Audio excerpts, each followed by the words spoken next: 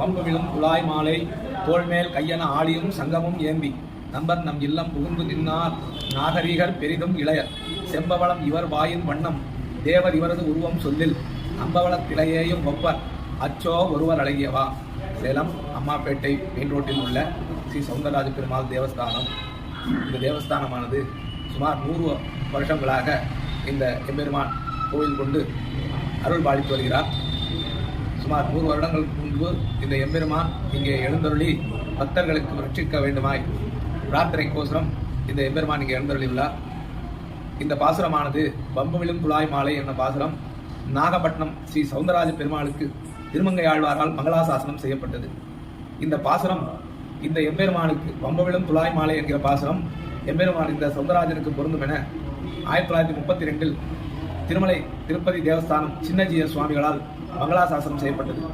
அது தொடர்ந்து இந்த கோவிலில் நம் சௌராஷ்டிரா சமூக மக்களால் நிர்வாகிக்கப்படுகிறது. மேற்படி இந்த தேவஸ்தானத்திற்கு கோயில் திருமலை பெருமாள் கோயில், திருநாராயணபுரம், வானுமாமலை, ஸ்ரீவில்லிபுத்தூர், ஸ்ரீபெரும்புதூர் போன்ற திவ்ய தேசங்களில் இருந்து பீடாதிபதிகளும் மடாதிபதிகளும் இந்த கோவிலுக்கு எழுந்தருளி மங்களாசாசனம் செய்து தீர்த்த பிரசாதம் பெற்ற ஸ்தலமாகும்.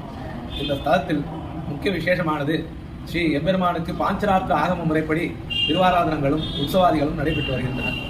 மேற்படி இந்த கோவிலுக்கு உற்சவங்கள் அத்தியாபக கோஷ்டியாரால் பிரபந்த சேவையுடன் உற்சவம் நடைபெறுகிறது.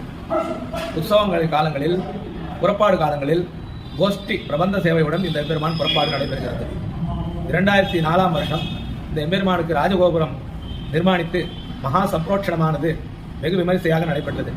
இந்த சப்ரோட்சணத்தில் திருக்கோவலூர் ஜீயர் மற்றும் ஸ்ரீபெரும்புதூர் பாதிகேஸ்ரீ அழகிய மணவாளஜியர் போன்ற ஜீயர் சுவாமிகளின் தலைமையில் நடைபெற்றது.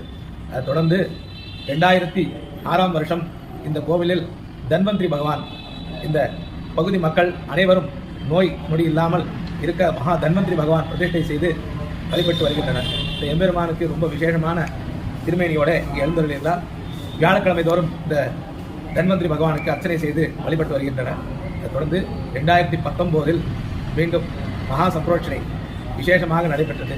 அதில் திருப்பணியாக 108 திவ்ய தேச எம்பெருமான்கள் ஒரே இடத்தில் சேவிக்கும் வண்ணம் சுதை சுரூபத்தில் 108 திவ்ய தேசங்கள் இங்கே எழுந்தருள பண்ணி ஒரே இடத்தில் சேவையாகும்படி நிர்மாணித்துள்ளனர். அதில் அகோபில கஷேத்திரம் என்னும் நவநரசிம்மர்கள் இங்கே ஒரு இடத்தில் சுதை வடிவத்தில் ஏற்படுத்தியுள்ளனர். அதற்கு கீழ் லட்சுமி நரசிம்ம சுவாமி சன்னதியும் விசேஷமாக நைருச்சி